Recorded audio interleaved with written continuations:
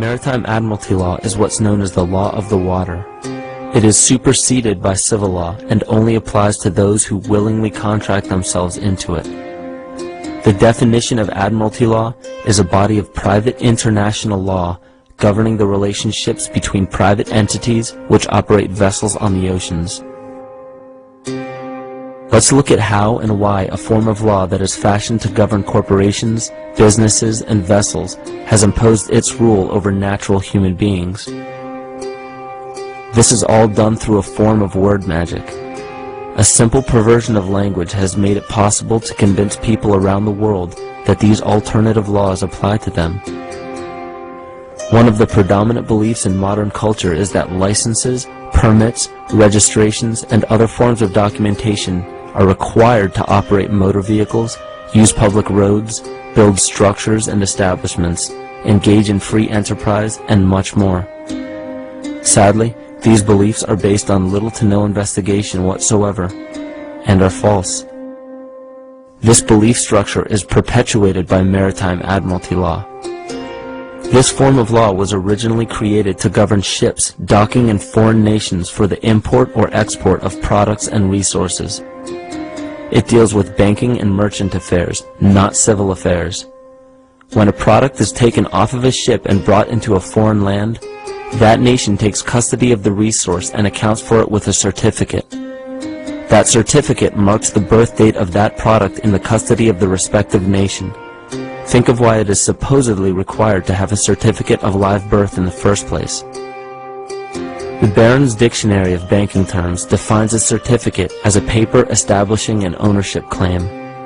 So right there, we notice that everyone with a birth certificate is defined as being owned. People are used as collateral with other nations because the U.S. is bankrupt. The United States declared bankruptcy on March 9th of 1933. At this point, the U.S. began taking out loans from a private, non-government affiliated corporation called the Federal Reserve. With no money to pay back the loans, the United States began using the citizens as collateral. All birth and marriage certificates are literally warehouse receipts. Just look at the similarities of warehouse receipts and birth certificates. Both document the date of issue, a serial number, registration number or receipt number, a description of the product, and an authorized informant to notify the appropriate government agency. With all of this information being readily available, the majority of people are unaware of their involvement with Maritime Admiralty law. This is possible through the manipulation of language. This Admiralty law changed the meaning of the word person from a natural living person to a corporation. Driver's licenses, vehicle registrations, auto insurance forms, building permits, gun permits, work permits, tax filing documents, birth and death certificates, traffic citations, and many other forms of documentation that were once believed to be absolutely necessary only apply to persons or corporations. Upon signing such a legal document, you are indirectly waiving your rights under the Constitution and lowering your status to that of a corporation that is created with the same exact name as you. The only way to reconcile your true name from the name of the corporation is to take notice that the corporation has its name in all capital letters. This is known as capitis diminutia maxima. The Maritime Admiralty is banking law, and the law on the Maritime Admiralty says that you, because you came out of your mother's water, are a Maritime Admiralty product. This is why the ship is sitting in its berth and is tied to the dock, and the captain has to give a certificate of manifest to the port authorities because money is changing hands. This is why when you were born, you have to have a birth certificate. You are a Maritime Admiralty product, and therefore your birth certificate is signed by your mother, and where your mother signed on the birth certificate, get it, you will see it does not say parent or mother, it says informant. Your mother was informing that the bank that she has just produced another product to be bought and sold. England, the British Crown, through international banking, owns your physical body, and that's the law. And if you could get your original birth certificate back, you would find that on the back of the birth certificate are all the banks around the world. All over the world, banks have used your birth certificate because you are a stock in a Maritime Admiralty banking scheme where you make money for banks. Consequently, the corporation and government and people who want to control you, they create a second you, and that second you that they control, that they created, is all capital letters. Check it out. Anytime you get a bill, get a lawsuit, you get a fine, ticket, somebody sends you a bill from the Department of Water and Power, check it out on your driver's license, on your Social Security card, on your insurance card, anything, period, anything having to do with business, your name will always be all capital letters, because only all capital letters can be dealt with by banks and government. Anytime you have a name upper or lowercase, that applies to you. I've got no control over you. You sign a contract in which your name is in all capital letters, now I can take it to court.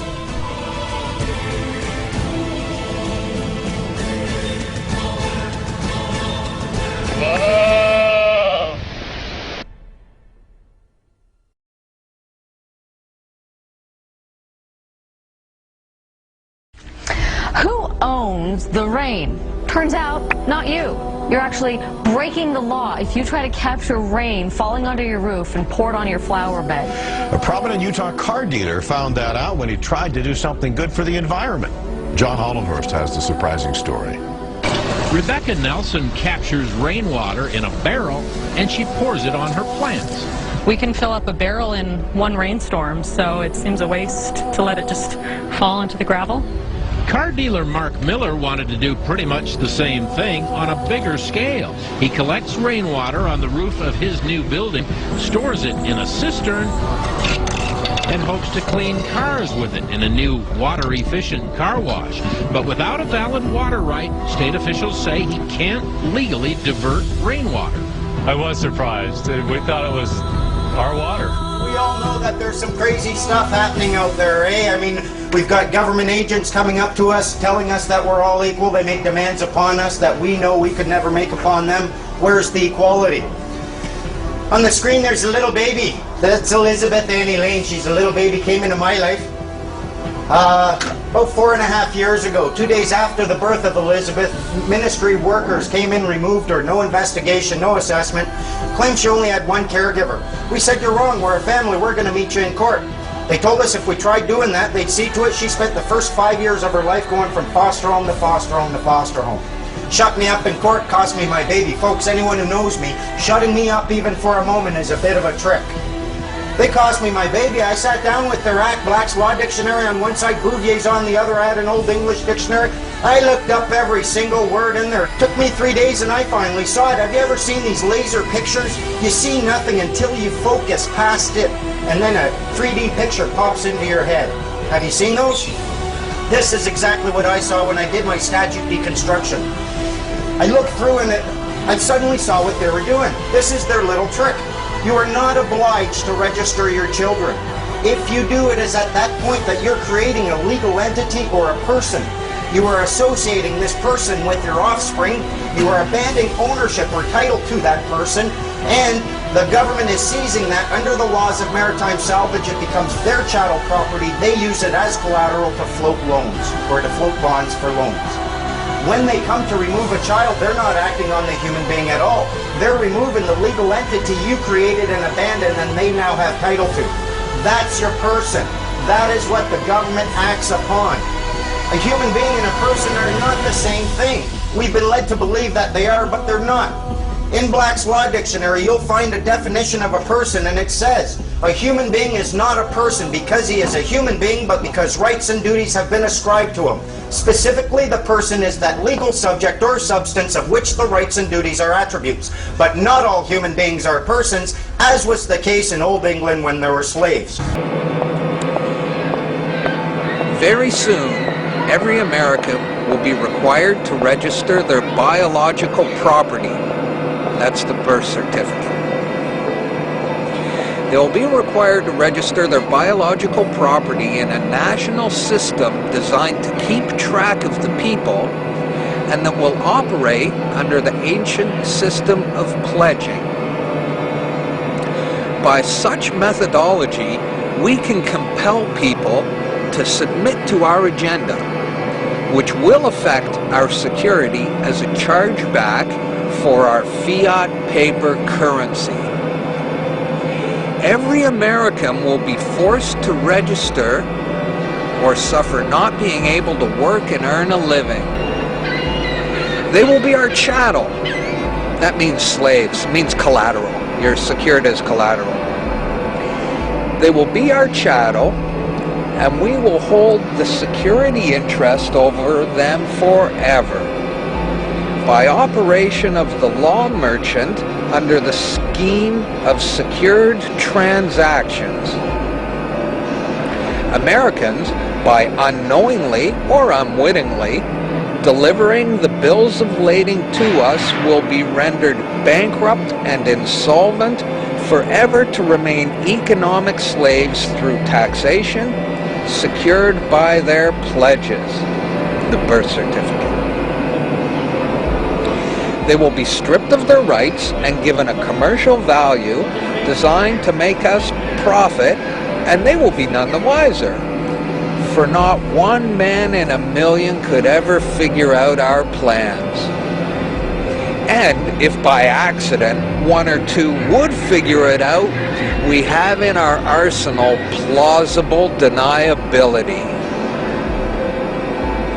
After all, this is the only logical way to fund government, by floating liens and debt to the registrants in the form of benefits and privileges. This will inevitably reap us huge profits beyond our wildest expectations and leave every American a contributor to this fraud, which we will call social insurance. Without realizing it, every American will insure us for any loss we may incur in this manner. Every American will unknowingly be our servant, however begrudgingly. The people will become helpless, and without any hope for their redemption, we will employ the high office of the president of our dummy corporation to foment this plot against America.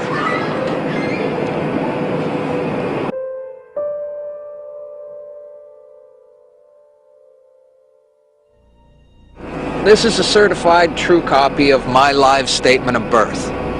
You can get this by applying for it at the Registrar General. They'll give it to you. And it's very interesting because this is where it all began. This is the foundation document.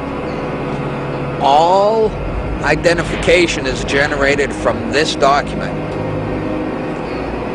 And so if the foundation document is no good, anything that's made from it is no good. That means driver's licenses, health cards, everything.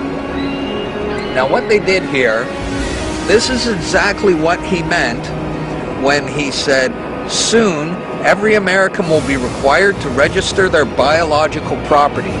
Now your parents didn't realize what they were doing when they filled this out, and these didn't exist before 1933. Birth records were recorded in scripture, and these only came into being in 1933 when they hatched this plan. They created a corporate fiction with a name just like yours. In doing this, they registered and monetized the spirit and soul of a living being. This denotes ownership. And when your parents were tricked into filling this out, they allowed your spirit and your soul to be monetized. And futures were sold on you. Spirit and soul. Now, this is my birth certificate. This is actually a share. See this red number? This A, I'm born in Canada, this is a Class A share. Now, this is called a CUSP number. And all securities require a CUSP number. And that's what this is. And you are held as collateral to secure the debt which our government owes to international bankers. So you and me and all these people here are actually collateral. And we don't even own our lives. We are chattel. And we believe we're free. I made an application to the Registrar General and I got my original social insurance application. Now before they sent it to me, they put a little piece of paper over this before they photocopied it. Because my friend has his and they didn't block this out, and when you hold it up, you see Bank of Canada. It is said that the best slaves are the ones who don't know that they're enslaved. And we all have invisible chains on us and we don't know it. What truth? That you are a slave here. Like everyone else, you were born into bondage, born into a prison that you cannot smell or taste or touch. A prison for your mind. The question was, can you show us what the suing for correct name is? So I'll give you a direct example because I only use first-hand knowledge. Okay, I only use first-hand things that I have dealt with. So let's just come and have a look at this name. So let's just have a look at this name. Okay, it's got my name on it, but it's not my name. It just looks like my name. That's Maritime for Mr. That is Mark. That is another pronoun called Christopher. Okay, but where did I get my title from? I don't have a title. I wasn't born with a title. So who is this person? In legalities, what this person means is that they are in control of their own commas. Okay, and what they're trying to do, get you to discharge your liabilities under bankruptcy to them, as it were. So this is a trust agreement that they're trying to perform on you. But of course, they didn't tell you that, because if they don't tell you what their intention is in their letters, then that violates contract itself. And since they're writing in Babel, well, Babel is Babel, they are unable to answer a single question. And let's imagine it went to worst case scenario. It went to some sort of fictional court. And believe me, these people are fictional. They're like a shop in a shopping center and calling themselves court. They're nothing of the sort. Pure fiction. And you look at the name here, Mr. Mark Kishon Christopher, but it's all in uppercase. So this refers to the dead entity. This refers to the dead person that has been lost and presumed to be dead at sea. Mr., the lowest rank on a vessel. Okay, so you could see such variations in name. And each way that they write a name has a particular account attached to it. If this is a administration, if this is a trust document, if they're trying to establish trust with you, the way that these names written all gives it a particular designation. But you did not give permission to any one people or anybody to use any of these names without your permission. And the way that they get the permission is through acquiescence. So when you tell them, shut up and do what you're told, when you tell them who you are, what you are, and the knowledge that you have, they find it very difficult to trespass on these variant derivatives names. Okay? They're just shadows. Just as my finger casts a shadow, and if I had another light source, It casts another shadow of the same person, of the same hand. And that's all they're doing. Okay, these are just all fictional names, all pretending to be contracted to your physical letterbox. So we've discovered that the format or the manner in which a person's name, an individual's name, is written is crucial or critical to identifying who that person is. Yes, that's correct. Now you have some methodology or some process or procedure for, what would you say, recreating, reclaiming a person's true identity? Yes. And that is the document you refer to as the Live Life Claim? That's correct. Like I said, if you don't claim your own life, someone else will. It's as simple as that. If you don't have a claim to something, someone else will take it from you. In other words, if you've got a very cute little dog like a little Maltese poodle, and you don't have a title to it, and you don't have the proof of ownership to it, I will claim it from you, and I will actually get a court to give it to me, although it's your dog. You see, because we live in a commercial world where everything is on documents and on pieces of paper. So if you don't claim your poodle, and you don't get the title deeds to it, and you hold it and you own it, the dog is actually not yours as far as I'm concerned, if I want to take it. And this is what they do to all of us. It's if you can't prove that you own something, or that something is yours, what are you going to do about it? You know, somebody just took your dog. Now, are you going to, once I've taken your dog, how are you going to prove that it's yours? Because I've now got it. And then in commerce and in law, they go with this bullshit that, you know, ownership is 80% or 90% of property, or blah, blah, blah. You know, there's all sorts of things that's connotated to it in terms of commercial transactions and universal commercial codes. But in reality, we all know that what is yours is yours. But in the world we're living in, you need to be able to protect yourself and remove yourself out of the jurisdiction of fake authorities like corporations. They've got no authority over you whatsoever. But you don't owe any document whatsoever that's got your real name on it. It's an official document, and that's a contract. Now, a contract is an interesting thing, because a contract means it's got to be clear, it's got to be transparent, there must be nothing hidden in it, everybody must agree about it, must be correctly autographed, not signed, but autographed. With disclosure? Yes, with disclosure, and there must be witnesses.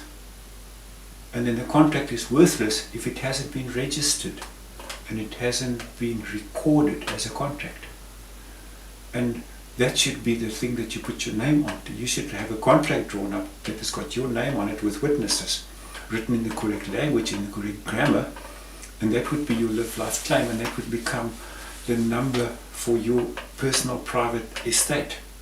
So this requires more than a person simply declaring themselves to be free. Yes. This requires more than a person simply self-identifying as outside the system, post-liminary, off the grid. Yes.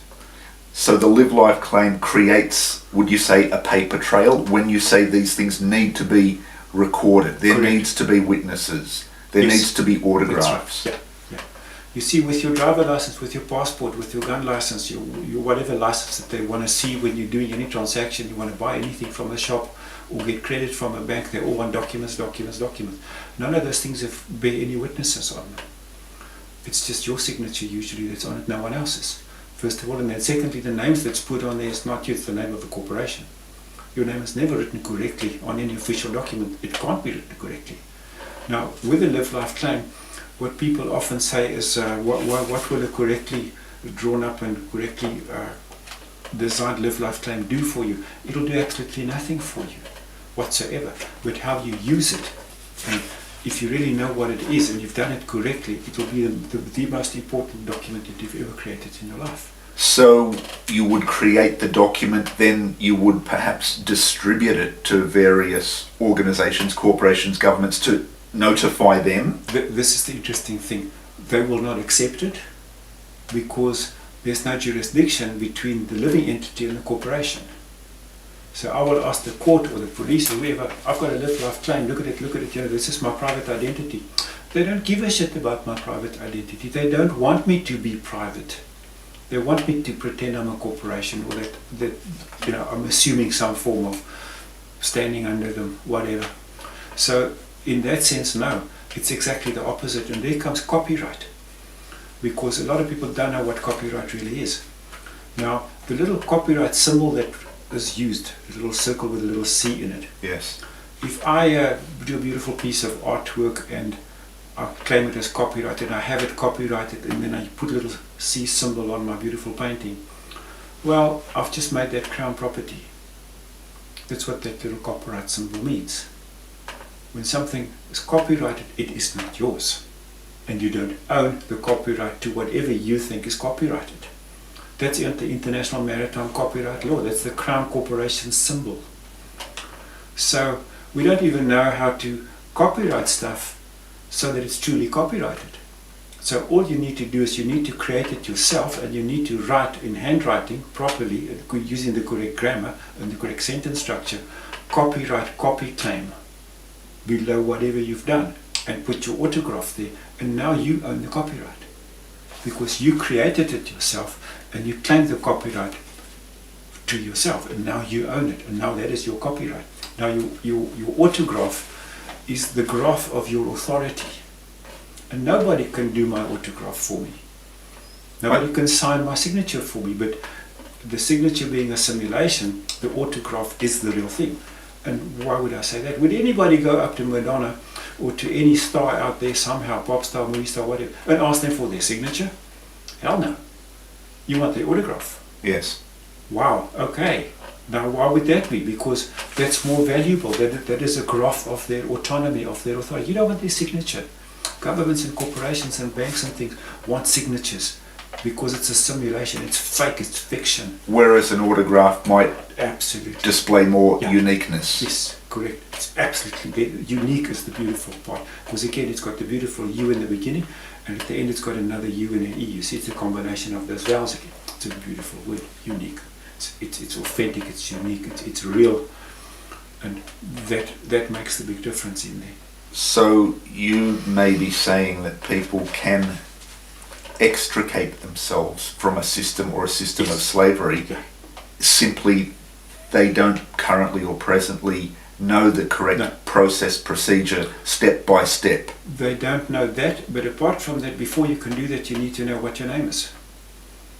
And previously, with previous work that Glossa Channel has done, that has been explained beautifully. Again, that if you don't know what your name is, you lost. If a man does not know his name, he's truly lost. You need to know what your name is, and you need to know how to use your name. Well, that introduces the concept of the definition of the idiot. Yes, correct. Yeah, that's correct. So it's important to know your name, and to know your name, we start with a funny thing called sentence structure. The combination of words into a sentence and how to do it correctly, that the first thing must be first, and then after that must come the second and the third and the fourth. So there's a value in how you put your name together, and the first bit of your name has got to be within the personal knowledge, and it has got to be the first thing. So the first part of your name would obviously be your first name, your given name, or your Christian name, whichever label you want to attach to those, but that should be number one. Number two, if you've got a second name or a middle name or a third name or whatever, that's also good. And then you don't have a surname. There is no such thing. The sooner you detach yourself from the surname, because that represents the debtor in the trust account, and that is the sins of our fathers that we've inherited, all their debt we've inherited, all the things they've done to us and the predecessors have done to us, the scars we've built up through generations of enslavery. We're almost stuck in a point where we are semi-automatically obeying authority because of the surname. And through force of habit. Absolutely, yeah. Because when you sign your name, it would just be your initials and then your full surname. You would never just sign your name and actually put your name in the way that you do your signature. Now, there comes the part that I will cover just now, which is called cursive writing. There's two ways of writing. The one is to print properly in letters independently from each other, which is how you write your autograph. The other one is to do it in cursive writing, where you join the letters in a flowing, fluid movement. Now, what flows? Well, ink does. And water. Water. You're in Maritime. So, cursive writing is cursed. That's why they call it cursive writing. And it's as simple as that. So you should never ever ever write in cursive writing, but we've been taught how to do it in school, which means we've gone through government training of how to actually write. They said you must write it like this, and then off we go and we all write it like this, but you cannot write in cursive. Cursive is cursed. It says it in the word. Why would they call it cursive writing if it's not cursed? So yeah, that's the interesting thing. So first of all, you need to dump the surname, detach from it. You can call yourself from the clan or from the tribe if you want family maybe, but family is related to animal husbandry and to farming, or to what is familiar to you, which is okay. A lot of people like the idea of the family. That's good. Of the house is pretty good, which refers to the place you came from or the house that you're born into. So under common law, the house is a pretty good one to say, I'm whoever from whatever house. Like Queen Elizabeth is from the House of Windsor. That's how she writes stuff and would often express it. And the media would even say that at some point in time of Windsor, Elizabeth of Windsor. The Duke of, Canterbury. Wow, that's interesting. You see, because they do it correctly. And that's why they do it, because they're royalty. What does royal mean? Oh, it's got a couple of vowels in there. Hey, royal means real. That's as simple as that. There's nothing royal. It's just real. But they've deceived us through writing it and making it royal and making it different from you and me, because they're royal and we're not. So what they are saying in real language is that they are real and we are not. They live in reality because they know what their names are. And we got programmed not knowing what our names are. Because I don't let anybody into my life that doesn't have a live life claim. Because anybody not having a live life claim is contracted to the world of the dead. They're living entities, but they haven't claimed their lives as being alive, because in the corporate industry we are all treated as born still and born dead, and our death certificates are created for us when we were born, and they are treating us with no soul whatsoever, with no life whatsoever, which is why a living man cannot be in a court. It's impossible for a living entity to be in a court. You have to be there as a corporation or representing a corpse or a corporation, and that's that. So, and this study or this learning is derived from quantum? Yes, predominantly quantum, and also just from anybody that's got a bit of background, what I would say maybe in the Masonic industry or in the occult, that there's certain procedures in courts and there's certain methodologies of how to write, but they didn't teach us the stuff in school. So is this research derived from quantum researchers, or are quantum researchers exposing a Masonic system? Yes, absolutely. Quantum research is actually the best language that any contract should be written into. And I believe on a very high level, quantum has always been there and always been used. And this comes back in old writings and old text on buildings and things. You'll see stuff written in quantum. So if John would be writing his name just as John, that is incorrect, because it doesn't mean that his name is a fact. So by putting a full colon or a colon in front of the word John, John becomes a fact. So the colon in sentence structure means for John or for the John. But the interesting thing is John hasn't closed his name. There's no period or full stop at the end. No, it's completely open.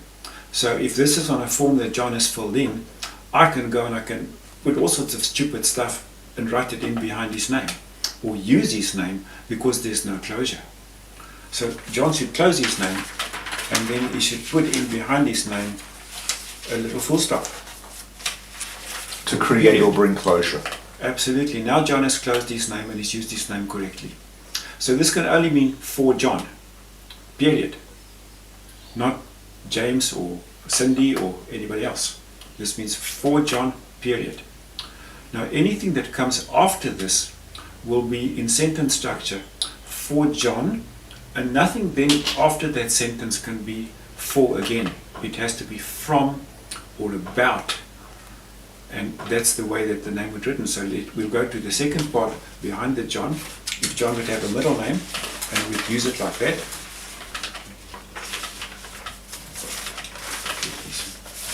papers sometimes stick together for some reason.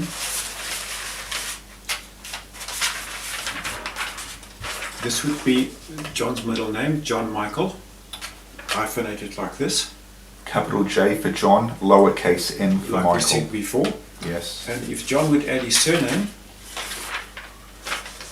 it would be written like this. A colon at the beginning, a colon after Michael, Yes. and the 2 capital J's for Correct. John and for the surname, family name Jones. Absolutely.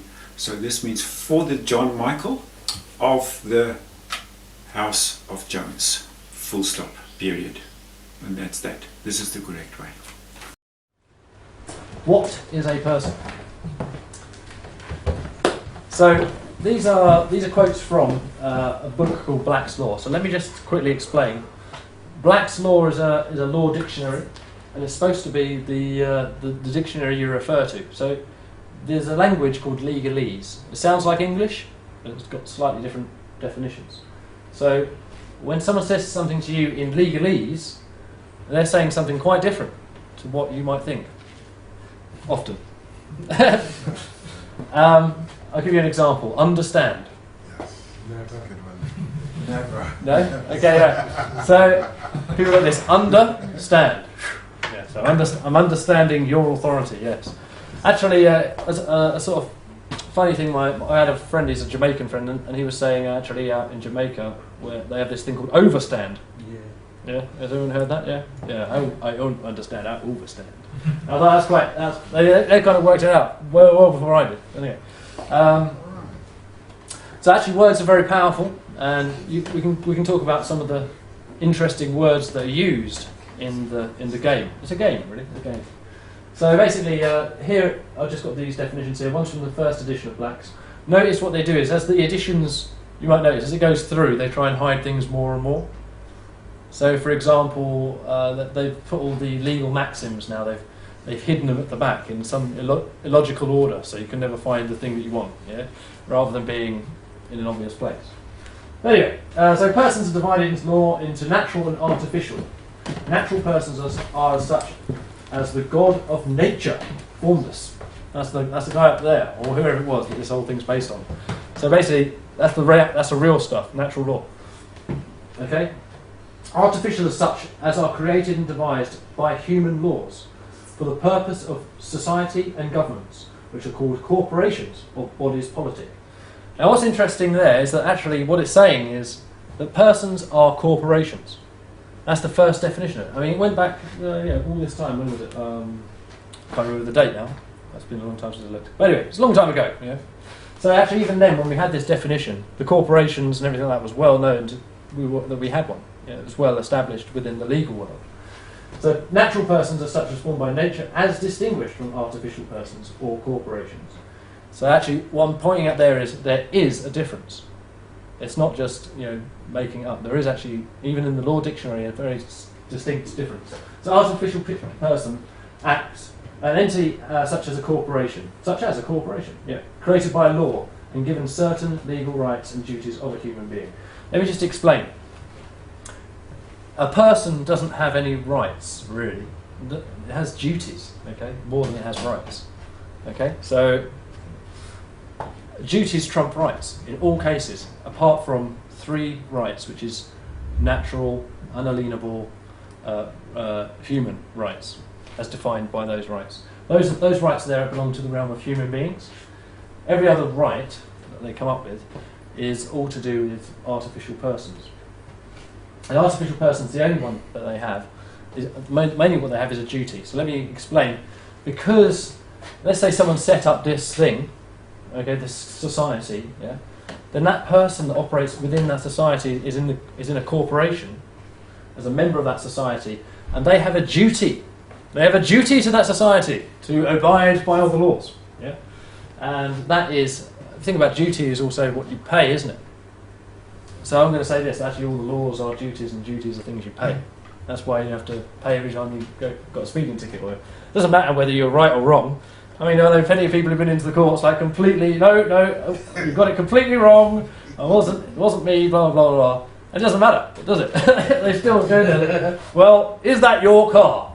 Yes, it was registered. Oh, well, Bang, there's the bill. It doesn't matter because they're not, oh, but yeah, my mum was sick and blah, blah, blah.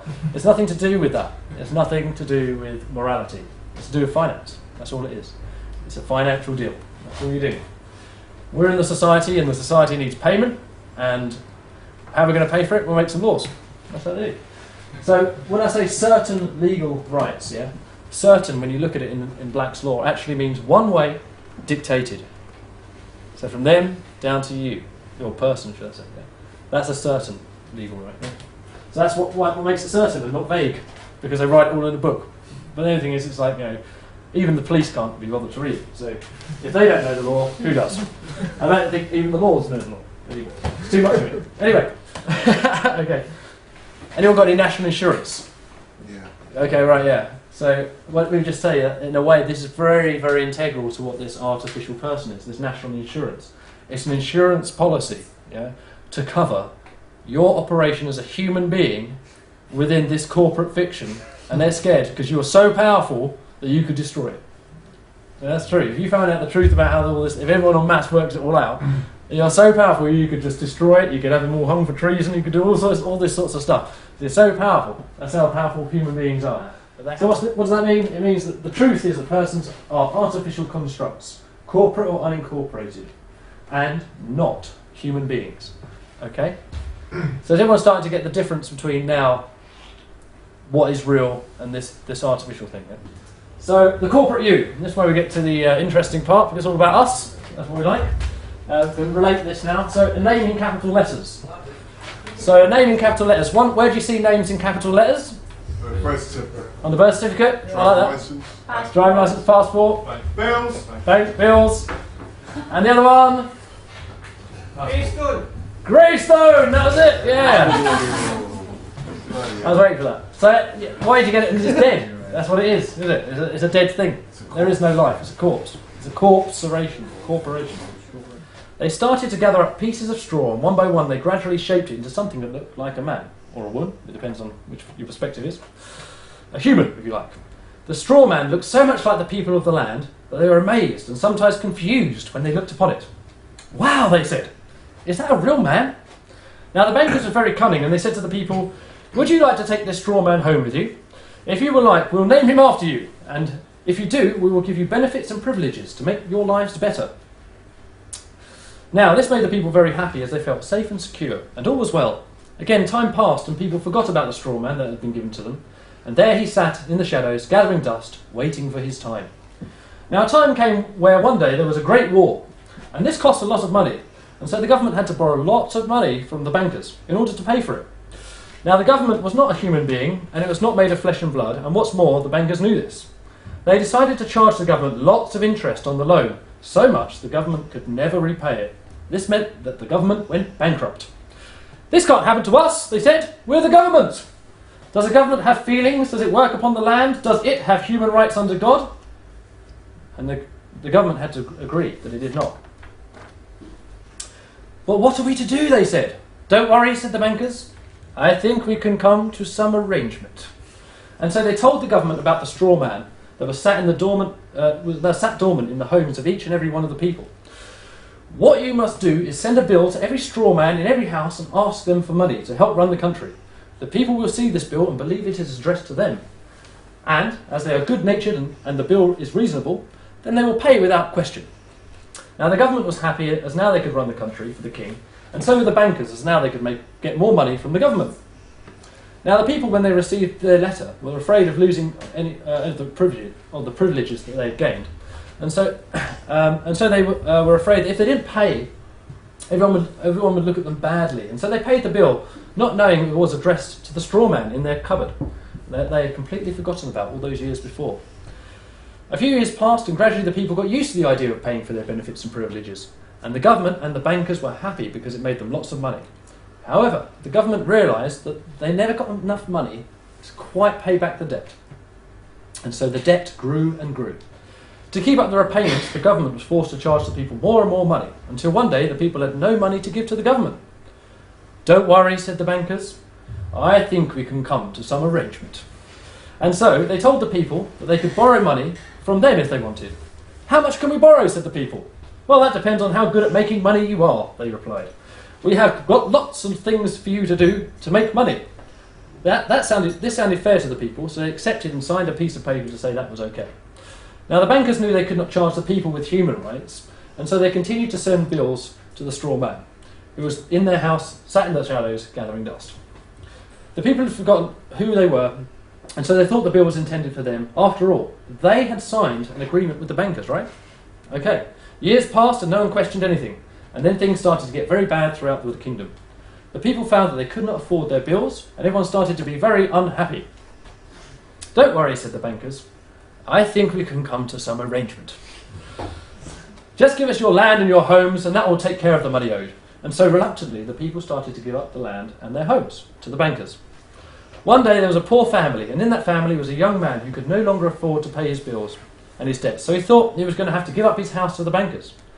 There he was in the shadows, clearing out all of his old things, when he came across the straw man. The straw man looked just like him. The young man wondered where this object had come from. Sorry, nearly there. Are we all right for time? Yeah. Okay. All day the young man wondered about the straw man, and late night he fell asleep and had a very strange dream. He dreamt that he was looking for the straw man in the basement of a dark cellar.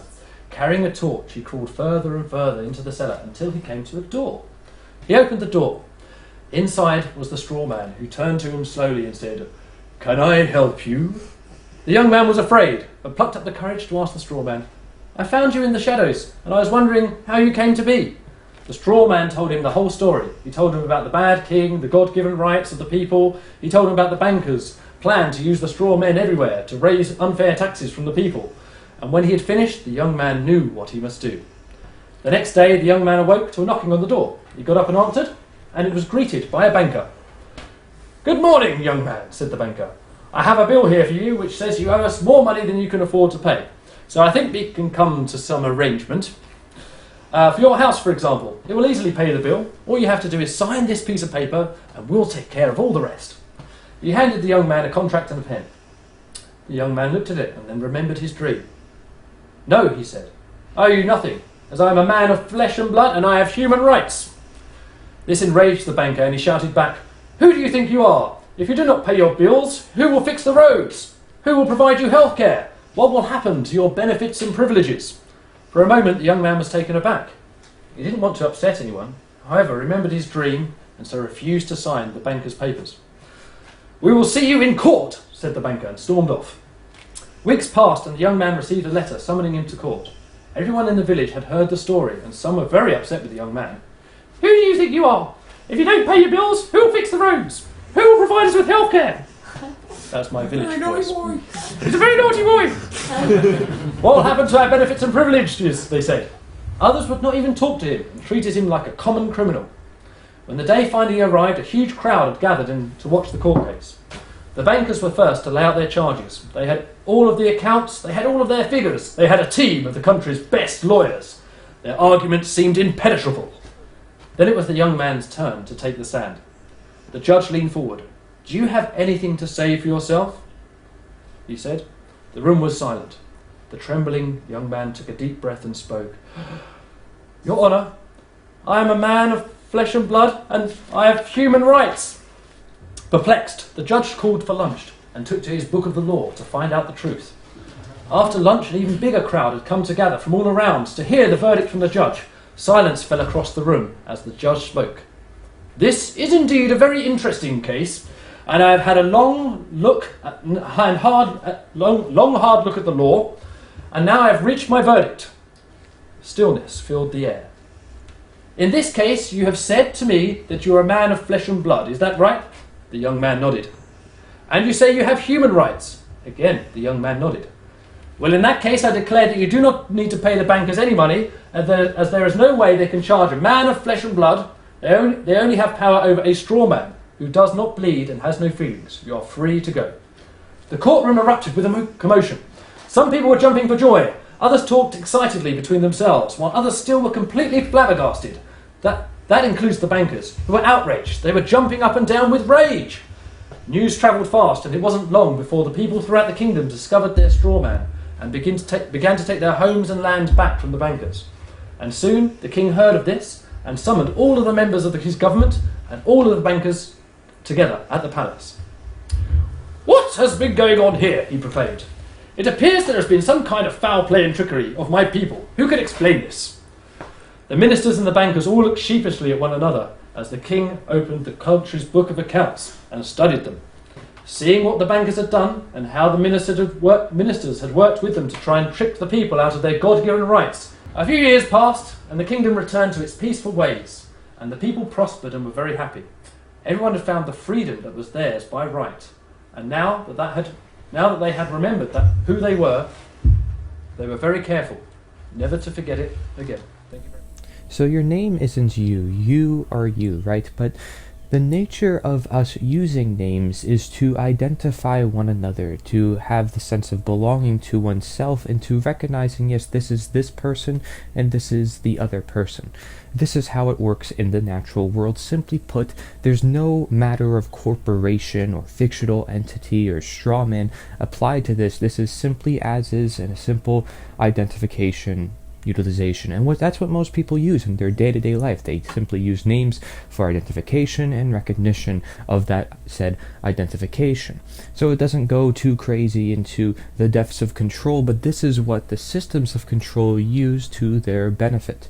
And as you may have learned, our names are manipulated into an illusion of a straw man, where they use a second version of our name in all capital letters to represent a corporation, and essentially it's a matter of ownership. And I like to call this fake naturalization, because they call it naturalization when you become part of a country or part of citizenry of a certain said corporation. And they call it naturalization. It's interesting to use that word because it means you're becoming more part of that nature. But of course, they're referring to the nature that they have created, this denatured artificial system that we call government, this corporation. Okay, even in U.S. code, for example, you can see that the United States is a federal corporation. And essentially, if we are stocks, you may see that we are live stocks, because we are alive, and yet we're used as stocks. We're put upon a dead entity, something that is essentially showing that we're meaningless, that the system controls us, and that we must abide to the system and do as the system says, because we signed on to them. We gave them our consent ultimately, and that's the problem. Okay, so we fell for the illusion of self, and we fall for many illusions of the self, and sometimes our desires we seek, and so we try to replicate our desires, and these desires may be twisted into denatured forms that appeal to us, because they look as if they're natural, but they're not, and thus we actually abide to it.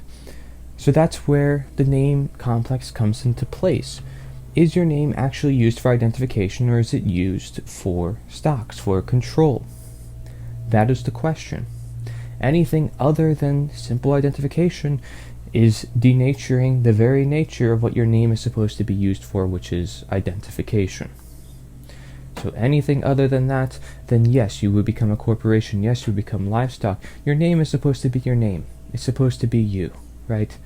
And you are you. So keep that with you. Do not suppress it. Do not change it, right? Because you are you.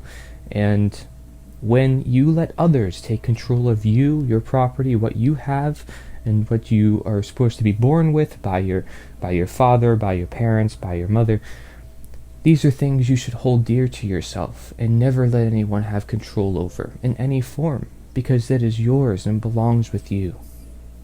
So don't grow attached to these material names and titles either. Grow attached to who you are as a human being, and realize that these names are simply an expression upon yourself. And keep that dearly, so not to use control upon you.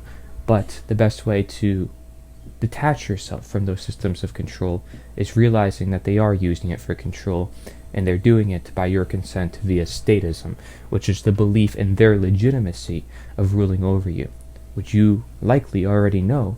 No one has the moral right to rule over you. So follow principle and say no where it is due. Now, what happened after knowledge or lack thereof? We went up to understanding, right? So that's what this level is. Understanding happens internally, right? It's an internal process. All right? So the positive aspect of the internal expression is when we come to understand through developing the knowledge and the acceptance of truth that we are sovereign. Sovereignty is the expression, the internal positive expression of natural law. Now, again, underneath these, in parentheses, I always put what I call these things, another name that I've given to these things, these concepts. I call sovereignty internal monarchy.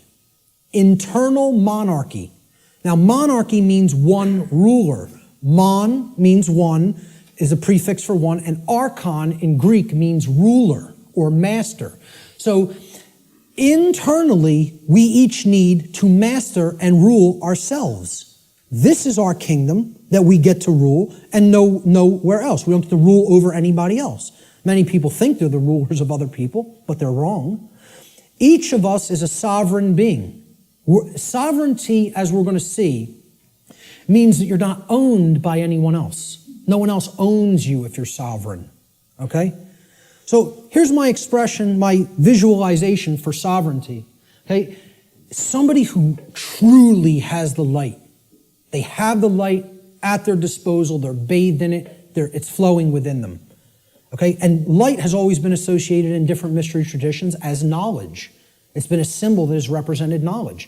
This is the person who has the knowledge and has gone through the decision making and filtering processes with that knowledge to come to an internal understanding that they are a sovereign being.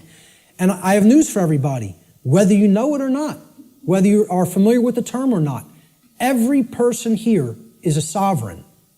And you can never not be. It is an impossibility for you ever to be non-sovereign. It cannot be done. Cannot be done in nature. Okay? Every single human being on this planet is a sovereign being. And we're going to look at what a sovereignty actually means. The positive aspect of the internal expression is sovereignty, or what I call internal monarchy, meaning one ruler within. Internal monarchy, one ruler within. As a state of consciousness, sovereignty means that one has unified the three aspects of their consciousness, such that there is no internal contradiction between one's thoughts, emotions, and actions. We become a being that as we think, so we feel, so we speak and act. And there's no contradiction between those. We're not torn apart from within in this state of internal opposition amongst our own consciousness. Okay? Moreover, let's break the word sovereign down. That's where we're going to come to the real meaning of the term. Sovereign is derived from the Latin adverb super. Super means above. See, in classical Latin, there's no V in classical Latin, right? There was no V character. Actually, if you wrote a V like that, it was a U, okay? And why a double U looks the way that it is. It's two V's, actually. But that sound was U in Latin, if you see a V. There's no V sound in classical Latin. It doesn't exist phonetically. All right? So this phonetic variation that we express as V or V in English, in Latin was P or B. It was represented by a P or a B. So what we're really seeing here is suver. Suver. Okay? But it was pronounced in Latin super, like super. Well, what does super mean?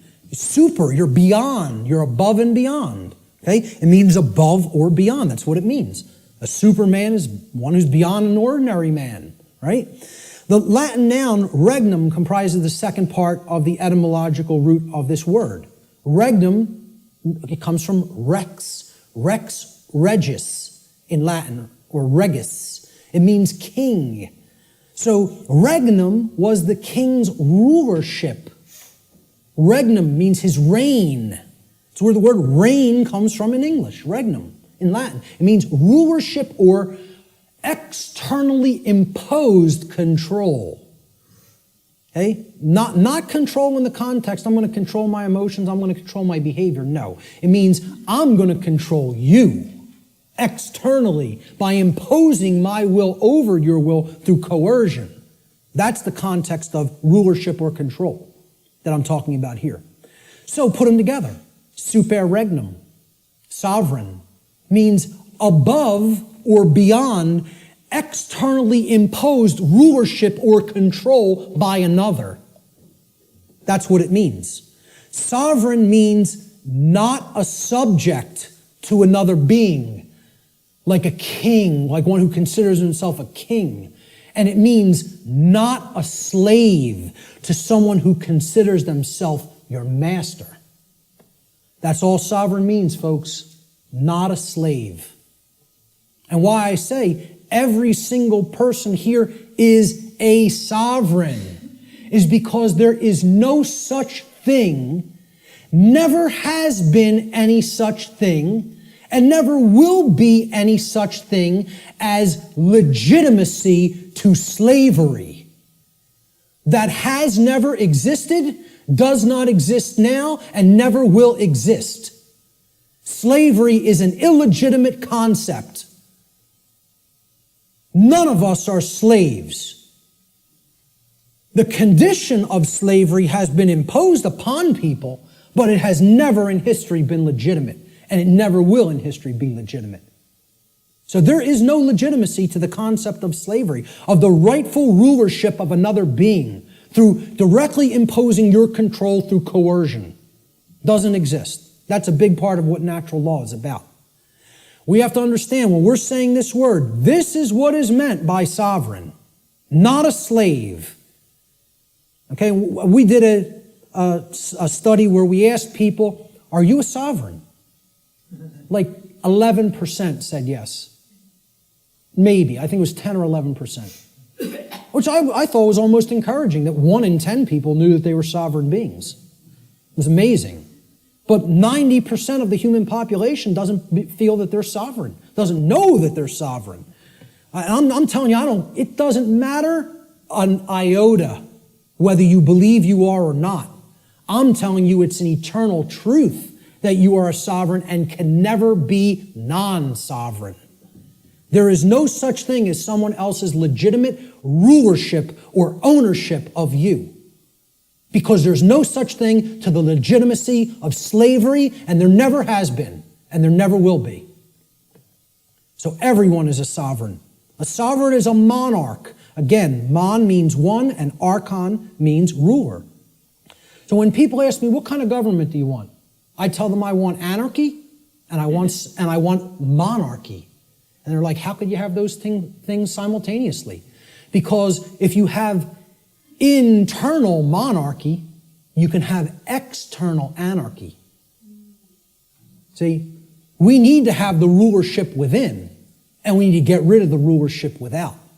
This is the kingdom we need to master, and we need to set aside the concept of mastery and slavery in the external domain, in the physical world. Sovereignty, a sovereign is a monarch, which means a single ruler who rules only the kingdom of self. Sovereignty is a state in which one controls one's own thoughts, emotions, and actions, and by bringing them into unity or non-contradiction or non-duality, attains mastery over one's own consciousness. Sovereignty could be considered the equivalent of true self-control, true self-mastery, true self-love, or true self-ownership. It's all of these things. And ultimately it means not a slave. That's what has to be remembered above all else. A lot of what they're doing, let's bear in mind, we are all equal. If we are all equal, who has the right to make any demands upon you? Who has the right to do anything to command you, demand you, put orders on you? Who has the power? No one. How are you going to get people to change? Small acts of defiance, he says. I'm like, what do you mean by that? Never make a scene, just left him. Said that I didn't want to be part of his revolution, that I didn't want to see him again. But he phones me, tells me he misses me, wants to see me. So I do. I'll see him again. I got him all wrong. Because what he's doing isn't bad. You have to look at the bigger picture. What's good for everyone. When you try to understand the world, one of the first things you'll see is that there are many structures of control that keep almost everyone in check and keep almost everyone repressed to some degree. And when people finally understand some of these structures of control, the first reaction is that they get very frustrated, and some people stay with that frustration for their entire lives. They just run around complaining about the system being fixed against them, and there's nothing anyone can do about it. Personal freedom is something that only you are responsible for, and if you ever stop working for it, you'll lose it. Let me tell you why you're here. You're here because you know something. What you know you can't explain, but you feel it.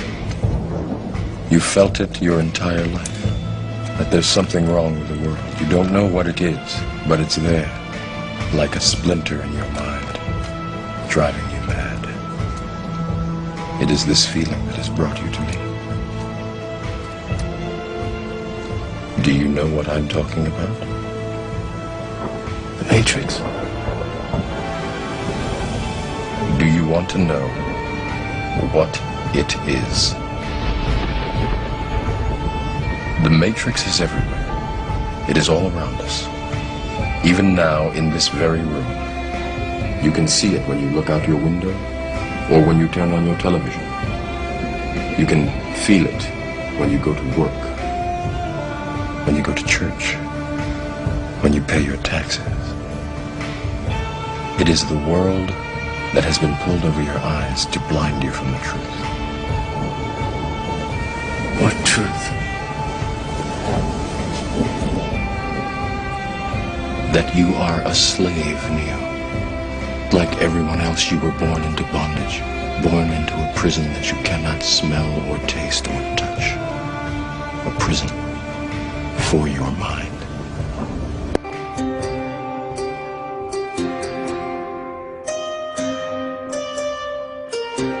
A common misconception among people is that any rule or regulation that governs them falls under one category, law. But there are many other forms of law that people abide by without realizing that they simply do not apply to them. Another misconception is that a nation's constitution gives us our rights. A constitution does nothing more than list the rights that we already have. We are born with inalienable rights, endowed to us by our Creator.